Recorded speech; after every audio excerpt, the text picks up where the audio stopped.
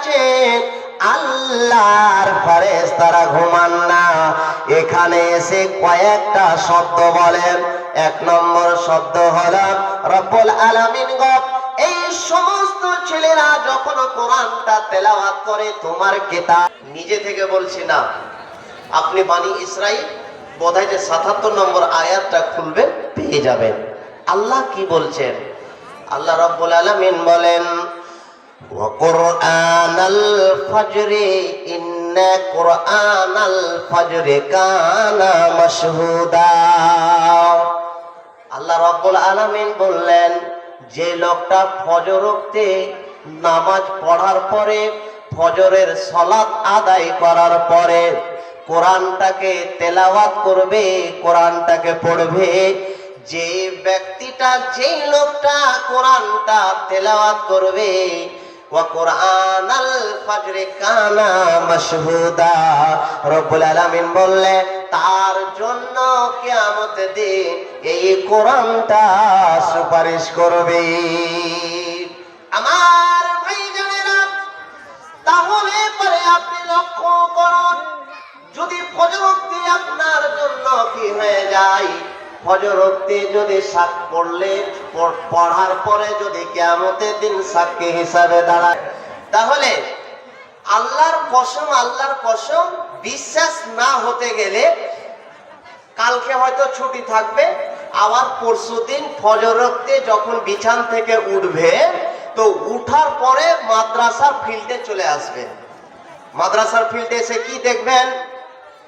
আমার ভাইজানেরা, ওই আমার মায়েরা, ও আমার বোনেরা, সেই ছাত্ররা, শিক্ষকেরা ডিউটি করে, আর ফজর ওয়াক্তে নামাজ পড়ার পরে সেই বাচ্চারা ঝুঁকে ঝুঁকে কোরআনটা তেলাওয়াত করে। যখন কোরআনটা তেলাওয়াত করে, তার মানে হলো, এই কোরআনটা তেলাওয়াত করার মানে হলো সেই ছাত্রদের একটা উপকার হলো। এক তো নিজেকে যোগ্যতা আসা হলো, নিজের যোগ্যতা নিজের মধ্যে নিয়ে আসা হলো। দ্বিতীয় লাভ হলো কিয়ামতের দিন ওই শিশুদের জন্য, ওই বাচ্চাদের জন্য কিয়ামতের দিন তার জন্য কোরআনটা সাক্ষী হিসাবে দাঁড়াবে। ২ নম্বর হলো বাপ। ৩ নম্বর হলো আমার রাসূল সাল্লাল্লাহু আলাইহি ওয়াসাল্লাম বললেন, যখন যেখানে কোরআন তেলাওয়াত হয়, যে জায়গাটাতে কোরআন তেলাওয়াত হয়, আর কোরআনটা তেলাওয়াতের সাথে সাথে ওই জায়গাতে, এই এলাকাতে ফজরের নামাজ পড়ার পরে কোরআনটা তেলাওয়াত হয়, কোরআনটাকে পড়া হয়। কিন্তু বন্ধুরে আমার, ৩ নম্বর লাভ হলো, এই চাদরের গ্রামের চারিদিকে মানুষরা শুয়ে আছে, ৭টা না হলে বিছান থেকে উঠবে না, ৭:৩০ না হলে বিছান থেকে উঠবে না। কিন্তু বাবাজিরা আমার, মাদ্রাসা ঘরে ঘরে, রুমে রুমে ওস্তাদরা পড়ে, তালবিলিমেরা পড়ে, ছাত্ররা পড়ে। ৩ নম্বর লাভ হলো, ওই জায়গাতে যখন পড়ে, তখন আল্লাহ রাব্বুল আলামিনের ফেরেশতারা চলে আসে। ফেরেশতারা এসে, আপনি বাবাজি ঘুমিয়ে আছেন, আপনার ঘুম আসছে, আপনি ঘুমিয়ে আছেন, আল্লাহর ফেরেশতারা ঘুমান না। এখানে এসে কয়েকটা শব্দ বলেন। এক নম্বর শব্দ হলো রব্বুল আলামিন গো, এই সমস্ত ছেলেরা যখন কোরআনটা তেলাওয়াত করে, তোমার কিতাবটাকে পড়ে, তার প্রতি তুমি রহম করো, তার প্রতি তুমি দয়া করো। দ্বিতীয় নম্বরে হলো রব্বুল আলামিন, তাদের রব্বুল আলামিনের ফেরেশতারা দোয়া করে, এ মা, এ বোন, আপনি বিছানায় শুয়ে আছেন, উঠছেন না, কিন্তু আল্লাহর ফেরেশতারা দোয়া করে, কি বলেন? রব্বুল আলামিন গো, এই এলাকাতে তুমি ফসলে বরকত দাও, এদেরকে তুমি রুজিতে বরকত দাও। রব্বুল আলামিন এদের যারা যারা বাইরে আছে, এদের বাইরে থাকা লোকগুলোকে সুখ দাও, শান্তি দাও। এদের আত্মীয় স্বজন যারা কবরে শুয়ে গেছে, আল্লাহ তাদের, আমাদের এই দুয়ার বিনিময়ে তাদেরকে তুমি জান্নাতে দাও। রব্বুল আলামিন যত জান্নাতে বসবাস করছে, রব্বুল আলামিন তাদেরকে তুমি জান্নাত যাওয়ার তৌফিক দাও, বলেন আমিন। ভাইজানেরা, তাহলে লাভ কতটা হচ্ছে আমাদের কি বুঝতে পারছেন? কি বলে আমরা ঘুমিয়ে আছি, আমরা শুয়ে আছি, আর যাদেরকে আমরা খারাপ ভাবছি আর বলছি এরা খারাপ, কারা ভালো? নালে যে সমস্ত ছেলেরা মিশনে পড়ছে তারা হচ্ছে ভালো, বলি না? যে সমস্ত যুবক ছেলেরা আজকে বর্তমানে দুটা টাকা রোজগার করতে শিখেছে, প্রথম স্টেপ নিবে, প্রথম ও ঘুরেও দেখবে না যে প্রথম স্টেপ নিবে কি, যে কোথায় দামি মিশন আছে ওই মিশনে অ্যাডমিশন করবে। আল্লাহর কসম, এখন বর্তমানে অনেক মিশন হয়তো সচেতন হয়েছে যে নমাজটা পড়াচ্ছে, তবুও কিভাবে পড়াচ্ছে জানা নেই। আমি বলি না যে হ্যাঁ মিশনের আমি দুশ্মন, মিশনে পড়াতে হবে না, না, মিশনে পড়ান, কিন্তু অ্যাডভান্স প্রথমে আমাকে আপনাকে কি করতে হবে? কোরআনটা শিক্ষা দিতে হবে। কারণ কোরআনটা যদি আমি শিক্ষা দিই, কোরআনটা আগে যদি আমি তালিম দিই, কোরআনটা আমার বাচ্চাকে যদি আমি দিয়ে দিই শিক্ষা প্রথমে, তারপরে বড় হওয়ার পরে মিশনে দিলাম, ইংলিশ মিডিয়ামে দিলাম, বাংলা মিডিয়ামে দিলাম, ওই ছেলেটারে বন্ধু আজকে বড় বড় ডাক্তার হচ্ছে, আলহামদুলিল্লাহ ভালো, কিন্তু লক্ষ্য করবেন দেখবেন ওই ডাক্তারের সময় নাই, বাপ মারা গেছে তবু সময় নাই, বাপকে শেষকালে দেখতে আসার সময় নাই, এরকম খবর আছে। কিন্তু আমার ভাইজানেরা, আমার রাসূল সাল্লাল্লাহু আলাইহি ওয়াসাল্লাম বললেন, মান তাআল্লামাল কুরআন ওয়া আল্লামাহু, যে লোকটা নিজেকে কোরআনটাকে শিখলো এবং কোরআনটাকে অপরকে শিখালো, রব্বুল আলামিন বলছে খায়ের, খায়ের মানে হলো উত্তম। রব্বুল আলামিনের নবী বললেন খায়ের, খায়ের শব্দটার মানে হলো উত্তম, এতটা উত্তম, এতটা উত্তম, তার চাইতে আর ভালো নয়, মানে ভালোর যেটা শেষ সেটাই হলো খায়ের, সেটাই হলো ভালো। রব্বুল আলামিনের নবী বললে সেই লোকটা আমার নিকটে ভালো।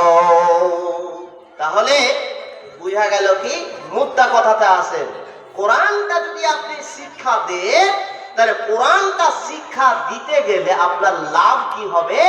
লাভটা হবে এটাই যে আপনি দিচ্ছেন, আপনি পড়াচ্ছেন, আর ওই পড়াটা ওই কারণে ওর জন্য পুরো এলাকায় আল্লাহর ফেরেশতারা সকালবেলায় আসে প্রতিদিন, আর সকালবেলায় এসে আপনাদের জন্য দোয়া করে, রব্বুল আলামিন এই এলাকাতে সুখে রাখো, রব্বুল আলামিন এদের অসুখগুলোকে দূর করে দাও, রব্বুল আলামিন এই করো, এই করো, মানে ফেরেশতারা দোয়া করতেই থাকে। ফেরেশতারা দোয়া করতে তখন কি লাভ হয়? আমার ভাইজানেরা, ফেরেশতারা আমাদের পুরো এলাকার জন্য দোয়া করে, দোয়া করে করে রব্বুল আলামিন সেই সময়খানে ফেরেশতাকে বলে, ওই আমার ফেরেশতারা তোমরা শোনো, আজকে আমি গর্বিত, আজকে আমি গর্ব করে তোমাদের সামনে আমি বলি, ওরে আমার ফেরেশতারা শোনো শোনো, আজকে কচি কচি বাচ্চারা ঠান্ডাকে উপেক্ষা করে, আজকে ঠান্ডাকে ঠান্ডা মনে করে নাই, গরমকে গরম মনে করে না, তারা মাদ্রাসায় ফজরেতে কোরআনটাকে তেলাওয়াত করে, আমার কিতাবটাকে তেলাওয়াত করে, আমার কোরআনটাকে পড়ে। তাহলে শোনো শোনো, গর্ভের শহীদ বলে ফেরেশতা, ওরা কি চাইছে ওদেরকে তুমি দিয়ে দাও, ও তোমরা কি মুখ থেকে বলছো, ওই মুখের কথাগুলো তোমাদের আমি আল্লাহ আমি কবুল করে নিলাম। কেউ বলতে পারবো যে বিনা ঔষধে চলি? আল্লাহর রাস্তে বলুন, একটু একজন বলুন তো ভাই যে আমি কোনোদিন আমাকে ওষুধ খেতে হয় না, আমি একবারে খুব সবল আছি, সুস্থ আছি, আছে গো? আছে? নাই। সবাই আমরা অসুখে ভুগছি, হয়তো কাউরের গ্যাসে, কাউরের সুগারে, কাউরের পেট ব্যথা, কাউরের মাথা ব্যথা, কাউরের ইত্যাদি ইত্যাদি অসুখ অসুখ লেগে আছে, হ্যাঁ না বলুন? আচ্ছা আপনারা কথা বলতে জানেন নাকি? একটু হ্যাঁ বলে, আপনারা জানেন তো? আপনারা সবাই ওষুধ খান তো? ওষুধ খান। আজকে আমার ভাইজান যদি আওয়াজ দিয়ে বলে 500 করে আপনারা টাকা দেবেন না, একটা এমবিএস ডাক্তারের কাছে যখন যাবেন তখন আপনি 500 টাকা আগে বের করেন 2টা মিনিটের জন্য, তখন বেরিয়ে যাবে, তখন আমাদের কবর থেকে বেরিয়ে যাবে। আমার ভাইজানেরা, নিজে থেকে আমি একটা কথা বলবো না। আজকে মানুষ ডাক্তারকে ভালোবেসে নিয়েছে বেশি, আজকে বিশ্বাস উপরে করে নিয়েছি, যার কারণে 500 থেকে শুরু করে আরো উপরে 2টা মিনিটের জন্য আজকে আমরা তার ফি দিয়ে দিই। আর দেওয়ার পরে যখন 2 মিনিটের মধ্যে লেখা হয়ে গেল, এবার বারবার করে বলতে চাইছে, বলছে ডাক্তার যে না তোমার হয়ে গেল, ওষুধ লেখা হয়ে গেল, ওষুধের দোকান চলে যাও। ওষুধের দোকানে ওষুধ দেওয়া হলো, আর এবারে বন্ধু বান্ধবের সামনে এসে আপনি বলতে লাগলেন যে সালারকে ডাক্তারের কাছে কেউ যায়, ডাক্তারও নয় ডাকাত, কেন 600 টাকাতে 6 মিনিটও আমাকে রাখলো না। নাকি ভাই? কোন ডাক্তার দেখেছেন আধ ঘন্টা 30 মিনিট রাখবে? রাখবে না। 2 মিনিট খুব হলে, 2 মিনিট, 3টা মিনিট খুব হলে এরকম। তাহলে আল্লাহর ওয়াস্তে বলুন আজকে কিভাবে মিজাজ আমাদের তৈরি হয়েছে আর মিজাজকে নিয়ে গেছি। আল্লাহর কোরআন খুলে দেখুন, আল্লাহর কোরআন কি বলছেন। আমার আল্লাহ রাব্বুল আলামিন বলেন, ওয়া নুনাজ্জিলু মিনাল কুরআন মা হুয়া শিফাউন ওয়া রাহমাতুল লিল মুমিনিন। আমার আল্লাহ রাব্বুল আলামিন বলেন, পৃথিবীর মানুষরে আমি তোমাদের জন্য আমি কোরআনটাকে মহা ঔষধ রূপে প্রেরণ করলাম।